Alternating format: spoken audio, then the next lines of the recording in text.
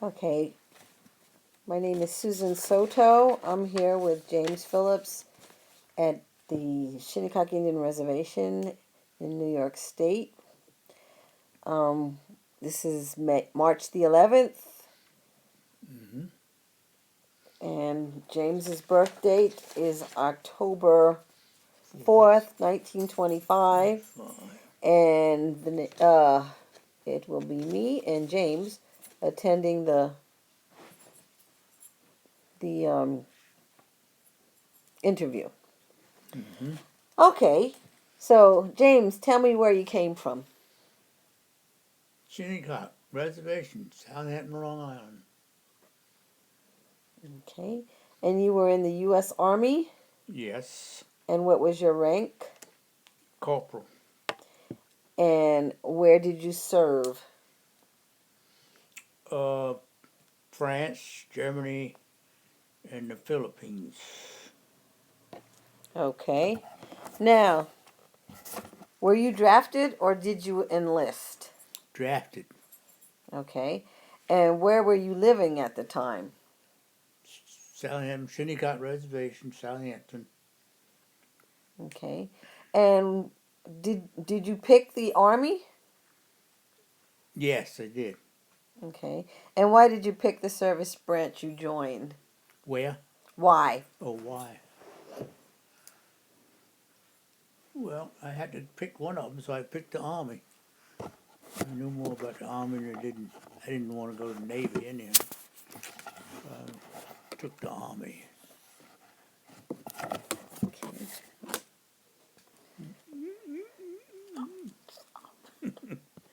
Okay. And do you recall your first days in the service? Yes, I do. So I was drafted and sent to New York City for my what do you call it, physical and all that. New York City, dude. And what did it feel like? Something new that I'd never done before. Strange. Okay. And tell me about your boot camp training experience. I took training in Fort Dix, New Jersey. Learned how to drive those big 6x6 trucks and use a military gun and some other things like a rifle, machine gun off a truck, to shoot at targets. And let's see what else.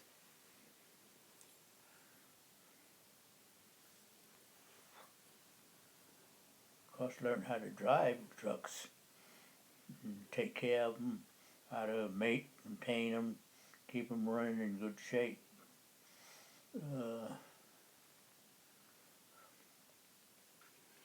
Do you remember your instructors? No, I don't. I remember my captain, but I don't know his name now. It was Captain from New York City, somewhere down there. Boy, you know, the basic training I don't remember too much. Okay. Okay. Do you remember arriving in your first assignment? Well, my first assignment was induction into Fort Dix. And from Fort Dix, I went to Camp Kilmore. And from Camp Kilmore, I went overseas, Where's Camp Kilmore? New Jersey. Oh. And where overseas did you go? Landed in, I don't know, Marseille, France, the harbor, France. Had to get off the boat there and climb down nets from the side of the boat into the army duck boats. That's how we got it back on the land in France. Hmm. And did you see combat? No, I didn't see no combat. I just trained how to protect myself if I did get into it. And what was your job assignment? Truck driver. Okay. And what did you have in your trucks? We carted all kind of different cargo. We got ammunition off from the ships that came to dock in the harbor of France. Took ammunition stuff to different army bases all around France. And,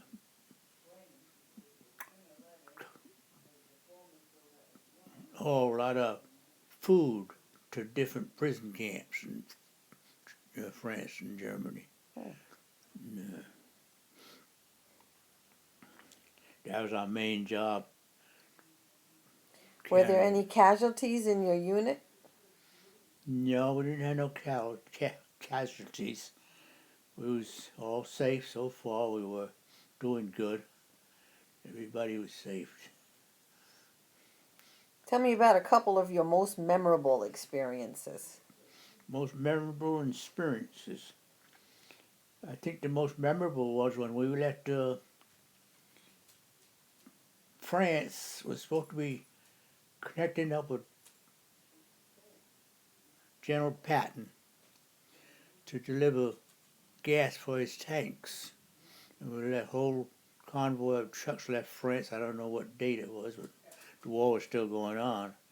Every time we got to a town in France, it had been almost wiped out by Patton. We never caught him.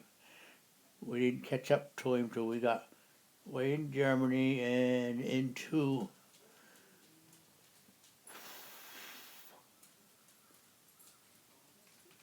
I don't know where.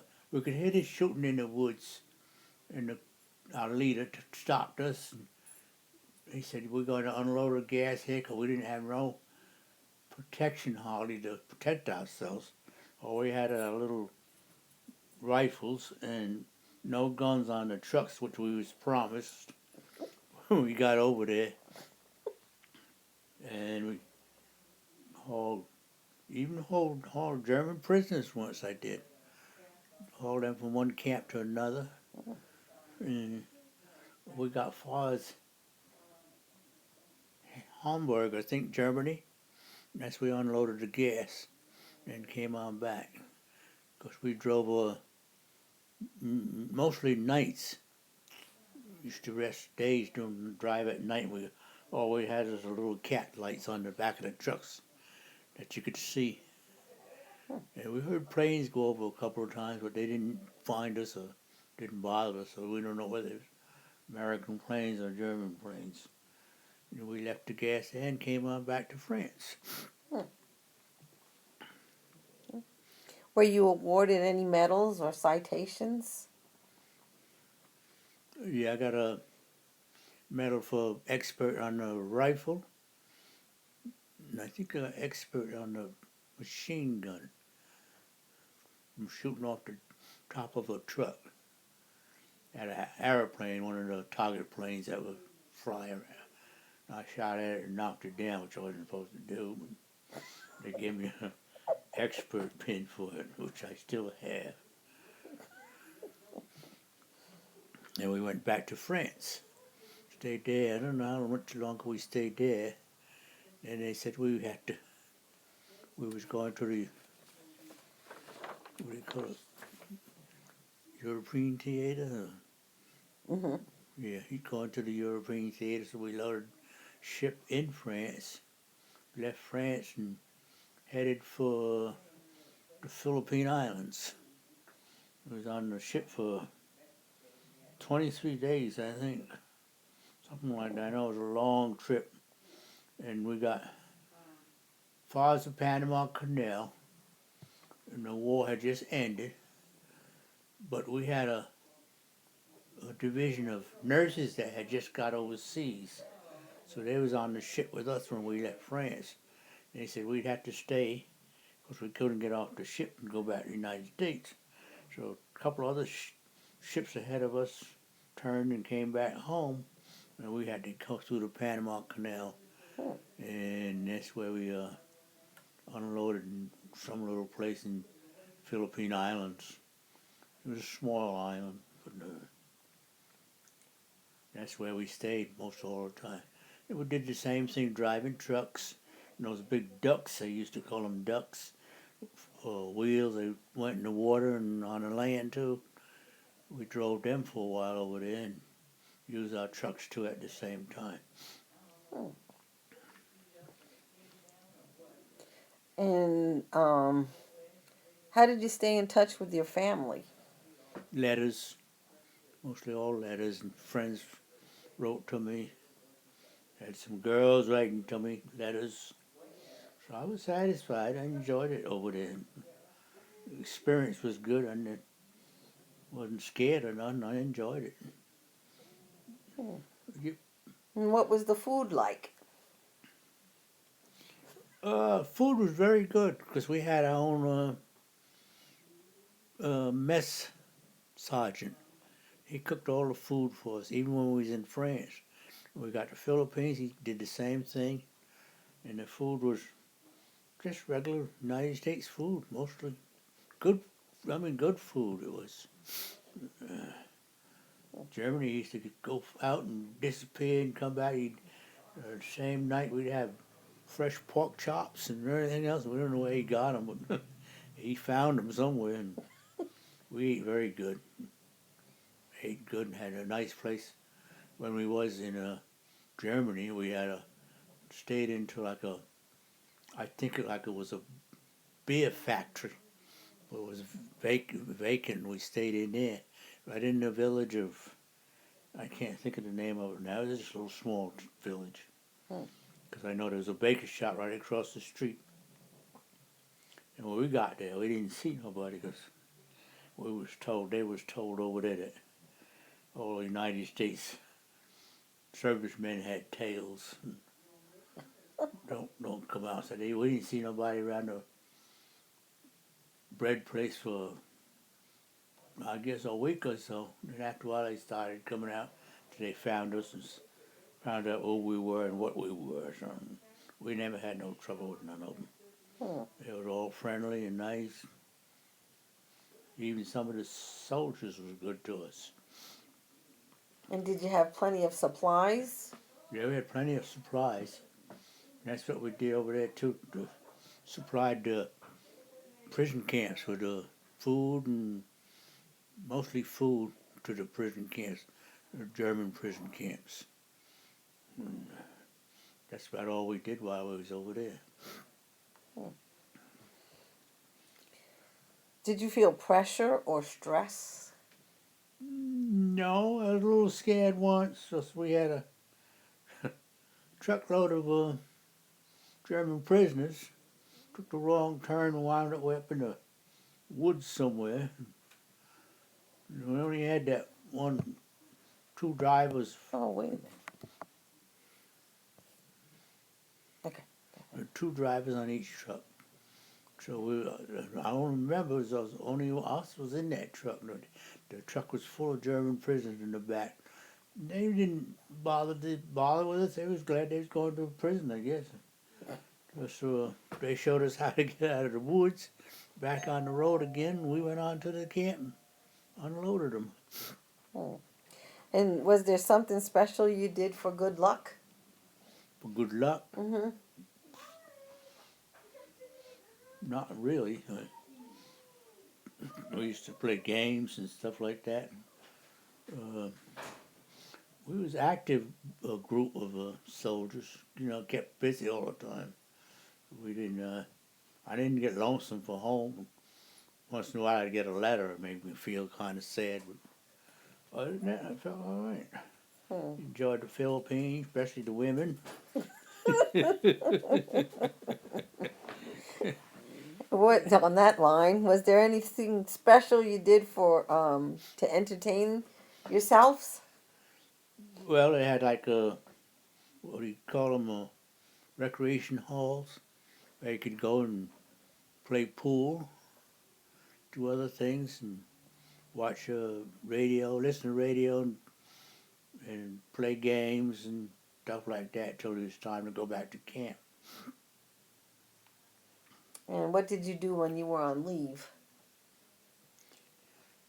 We never really got no leave while we was there. We used to get days off, but we never went. Well, we did go to different towns in France. Different. I had a buddy that was him and I were together all while I was overseas.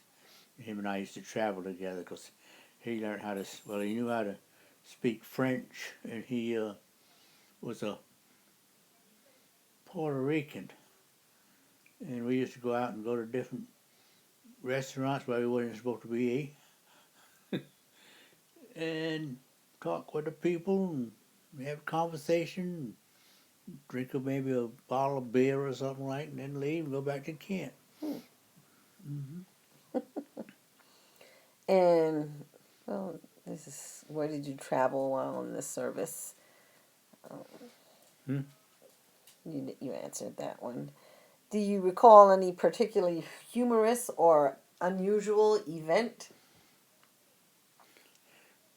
Well, we used to have movies over in the Philippines. You have to sit on the ground on telephone poles. One night they said there was a great big snake in it, and everybody vacated because they were scared.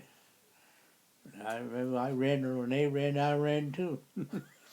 We used to have movies over there and PX and all that. You could go and buy stuff, cigarettes, things like that. We went same as when we was in Germany. We had ration cigarettes, and that's what we delivered mostly was cigarettes and food in Germany. And the German prison camps, you could go in there and they'd want to trade you a nice, pretty ring for a pack of cigarettes. Oh. And some of the guys was trading stuff left and right till they found out that they was shipping it home.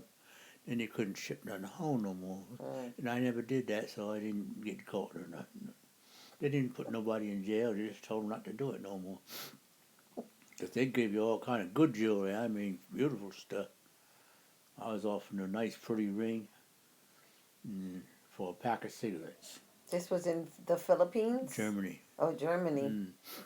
The Philippines never. Well, they was all nice. We used to go to their huts there. Not huts, but houses, which was on like stilts more or less. Straw made of bamboo and floors with bamboo, and they were nice. And they was pretty neat people. We enjoyed most all of them. And they all were friendly to us. Did had a couple of restaurants we could go to and eat if you wanted to. But I didn't eat that too often because I know I was eating. What were some of the pranks that you or others would pull? Not too many pranks. I noticed just gamble a lot, paydays. And they'd let me gamble till I started winning. They said, you too lucky, so they wouldn't let me play no more because I didn't know nothing about gambling anyhow.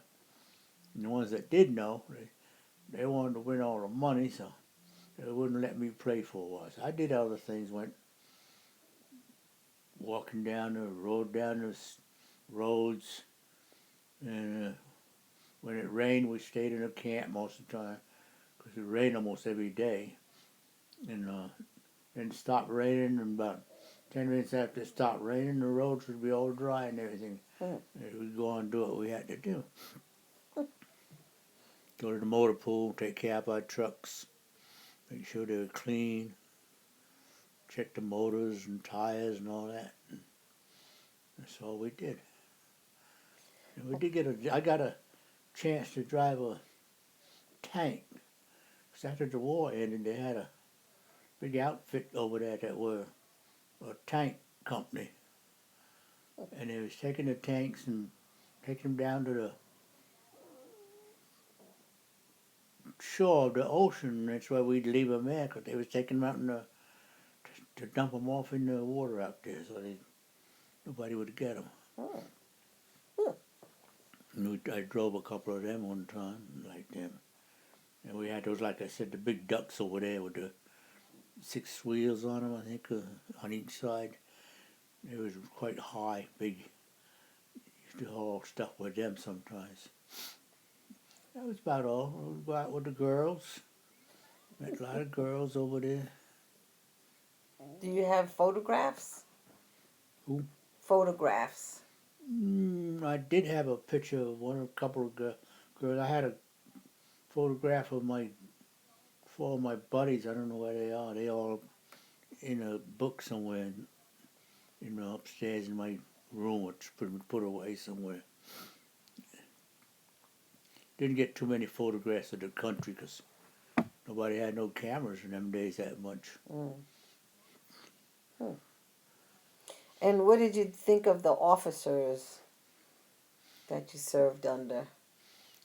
Our officer was a captain, and he was very good. He was a southern man, but he was very fair. He treated us good. We all got along with him good, and some of the officers that were like head of the squad and stuff, they were black officers of our company. So we knew them, and they treated us good. And when we trained under them. Hmm. The captain was just there for, like something went wrong or something. So we did good there. Stayed there till I got ready to come home. And just the day before I was supposed to come home, I got the German measles. Hmm. And they wouldn't let me come home, so I had to stay another week. Hmm.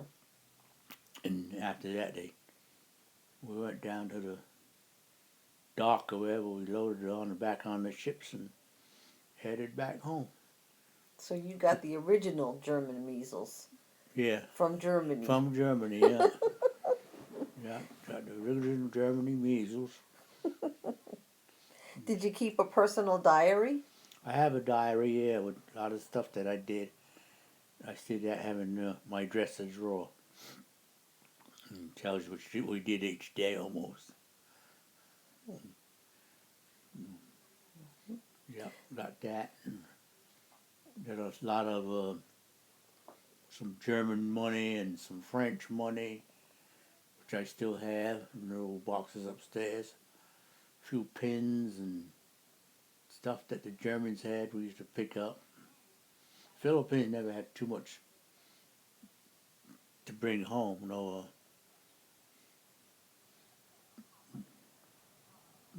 nothing real like pillars. Sometimes we used to get ready. The women would make pillars. Hmm. Used to send some of them home. I think I sent my mother one once. Hmm. Yeah.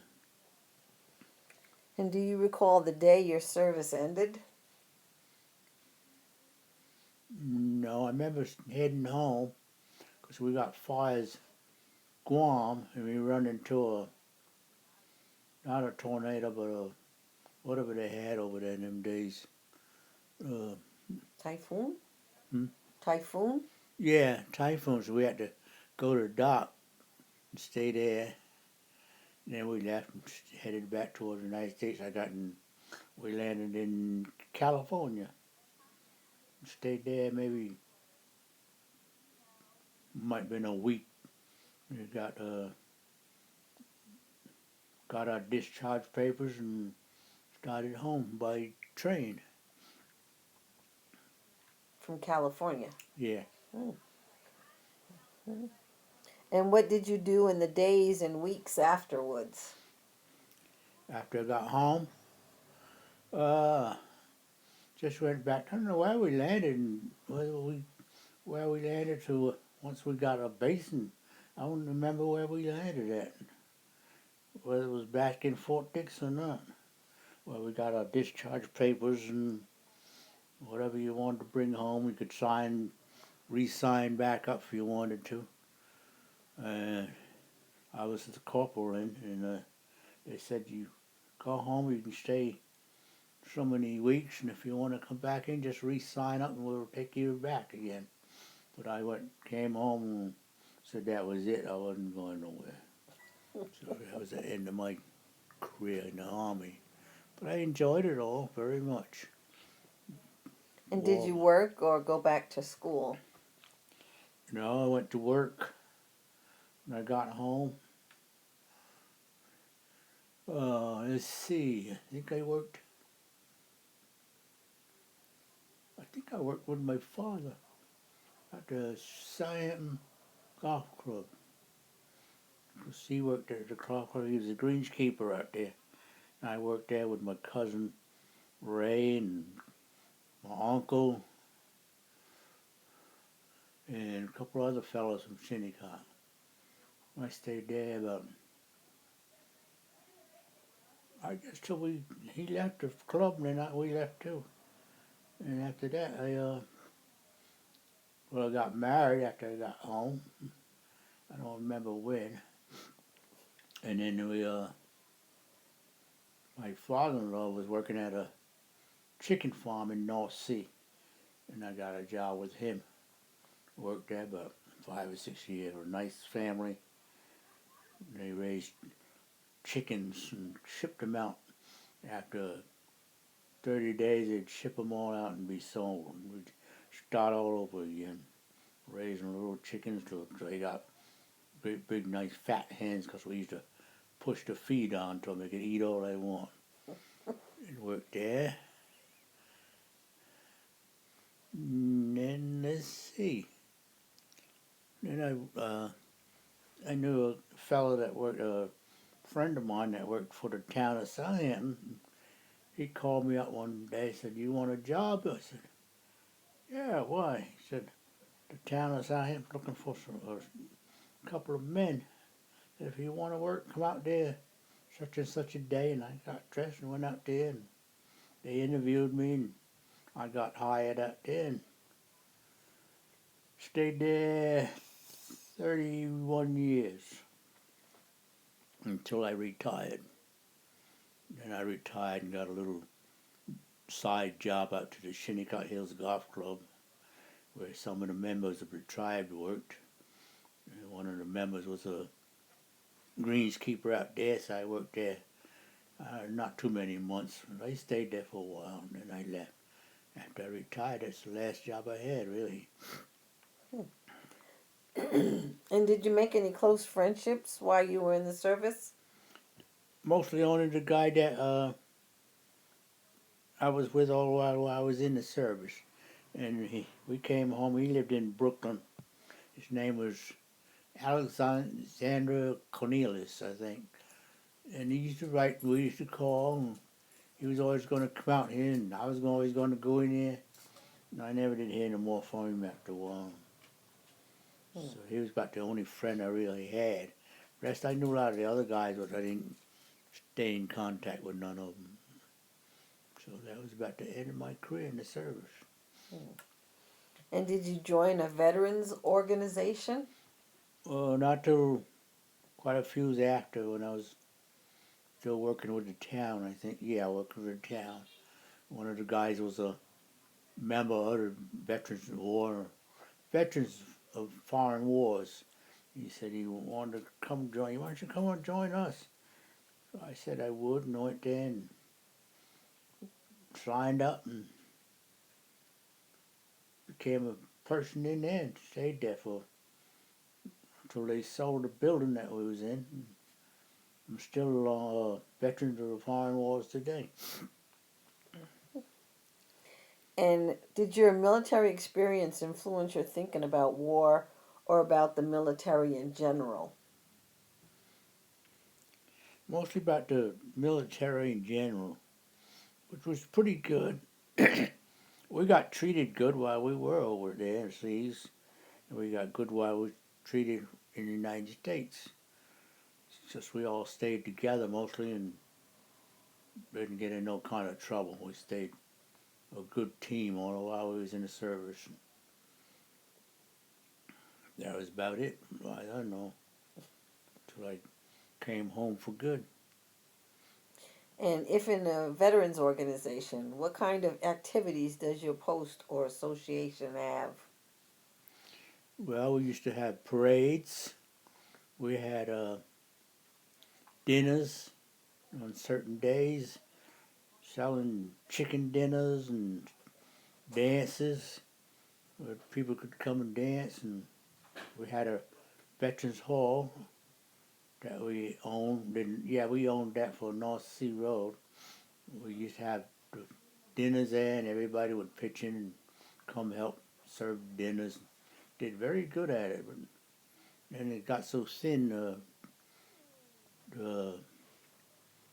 Wasn't too many members after they started dying off. Most of them was in their late 50s or 60s, and the building got so old we had to sell it. So we sold that, and we still have veterans meetings nowadays, but I can't go sometimes because I can't make it no more.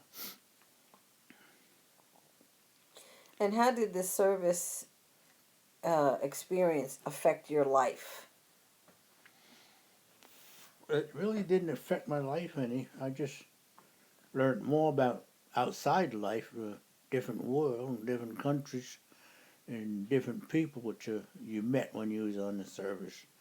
Because we did a lot of training in New Jersey, uh, Fort Dix and all that area around there. Then we went to Maryland once, and we used to camp in different cities, towns, like in the country, and that's what we do, bivouac out in tents and camps. But we enjoyed ourselves. It was good. I enjoyed it because it was like country, you know. And What were your tents like that you guys stayed in? when we was in Fort Dix, we had barracks, wooden barracks, like two-story barracks. We stayed in them.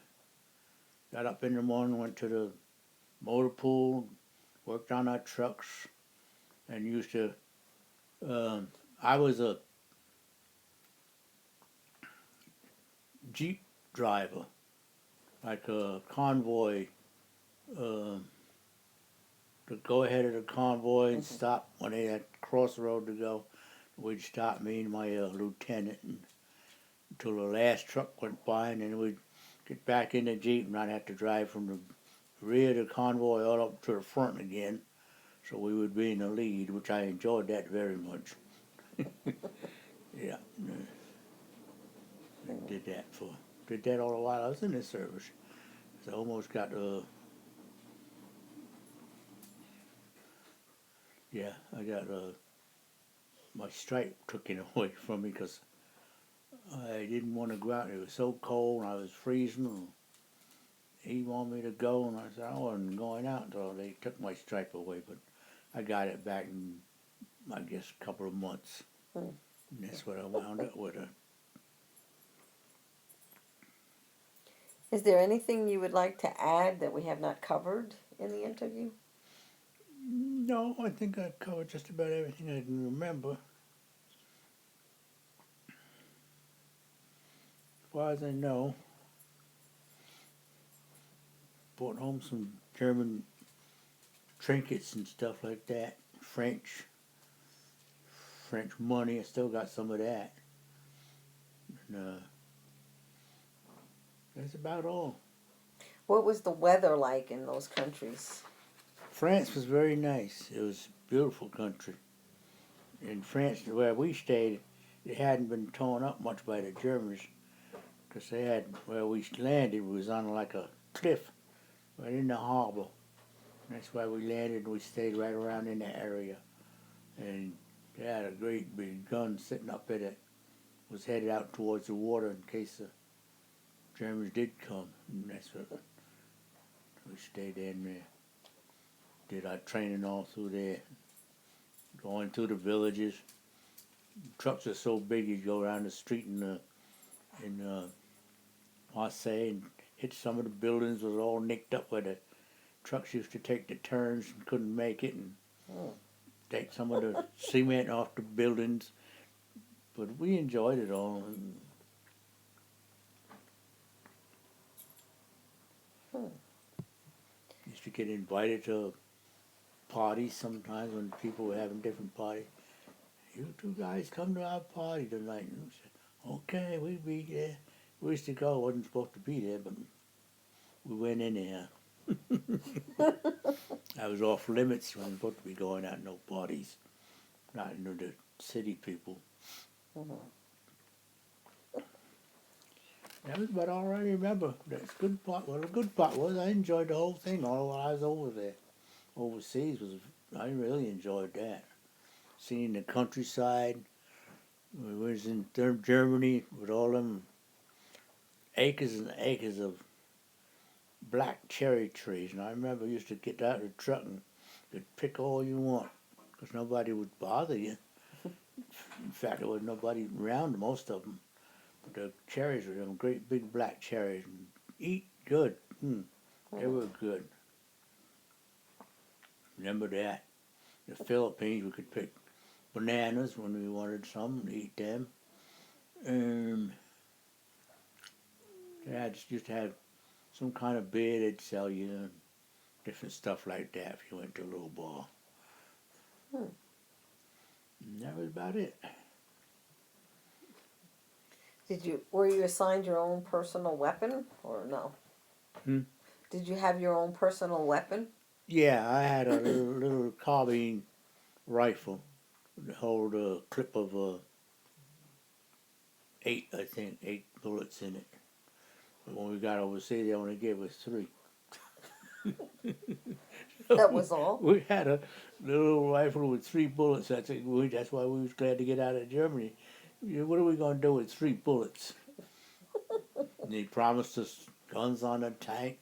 Yeah, when you get overseas, you'll have guns on top of the roof of the truck so you can shoot at the planes if they bother you. We used to hear planes, but none of us bothered us. Because, again, probably couldn't see us in there. So little, we call them cat eyes in the back of the trucks in the front. You had to be like from maybe 6 feet close to the other truck so you could see them. And that's the way we traveled at night. We was going to Germany with the gasoline, which we was glad we got that back. Unloaded and went back to France, and that was it. That was the main one. And the main stuff was the loading and unloading of the ships, because we used to load those. Our trucks would be loaded with ammunition and guns and stuff like that to take our soldiers. We would take them to the different camps all around when we was in France. Even in Germany, we had to take a couple of loads. And that's what we delivered. Mostly food. Had a great big warehouse where we had canned food, cigarettes would be piled, I'd say about 3 stories high, a great big building. And we used to load up stuff with that and go to the bases and unload them. Hmm. They call the food now MREs. What were they called back when you were in the service? God, I don't know now.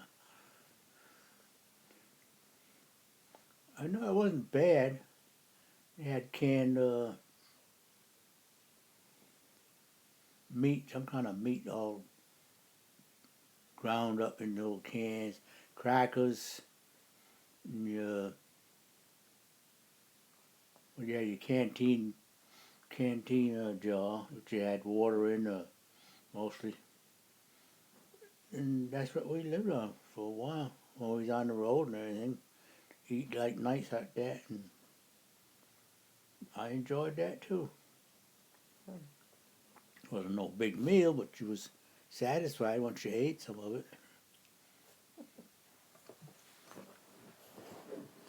Okay. Is there anything else you'd like to add?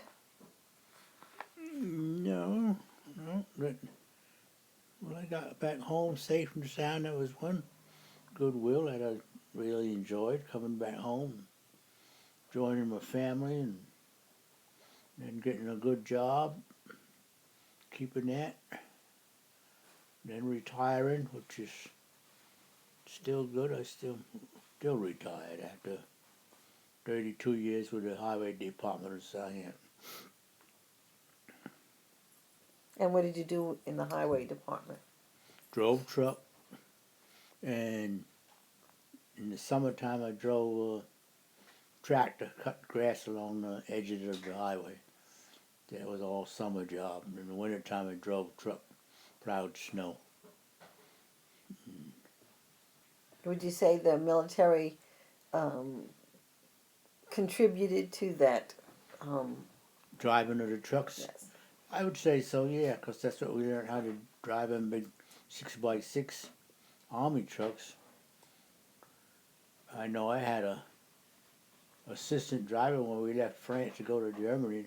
About total, the time I looked at him, he was asleep because he was quite an old guy. So I don't know how he got in the service. But I wouldn't let him drive 'cause I was afraid he'd fall asleep. So I used to do mostly all the driving.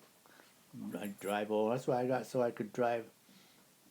After I got home, driving at night didn't bother me none. 'Cause that's what we did mostly anyhow. The service, and you could drive for. Like when we was going to Germany, you get on that yellow, what is it, that German highway where there was 3 lanes. You just rolling along every day, long as you can. Night too. Stop long enough to eat. Have your little rations, sea rations, I think they called them. Mm. Yeah. Come in a little box coated with wax. Just open that up. And you open the can of food wherever you wanted and eat that. Coated wax to keep the water out? Hmm? Why were they coated with wax? So they wouldn't get wet. Oh. Yeah, keep the water. It was dry all the time. Hmm. We had our own food truck, which was like a head cook was the guy that was in charge of the cooking. He did all the cooking for us when we was in camp and stuff like that. And when we was in Germany, do all the cooking. We'd have our dinners there, and he'd fix us scrambled eggs and everything else. We ate good, very good. No problem eating. Then you could go to the club at night if you wanted to and buy soda and play pool and some other games we used to have. And we had shows with the different people would come over and sing for us from the United States and shows like that at night. Like the USO? USO, yeah, USO. Yeah. Hmm. Very nice. Well, thank you for sharing your memories with us. Oh, you're welcome. We greatly appreciate it.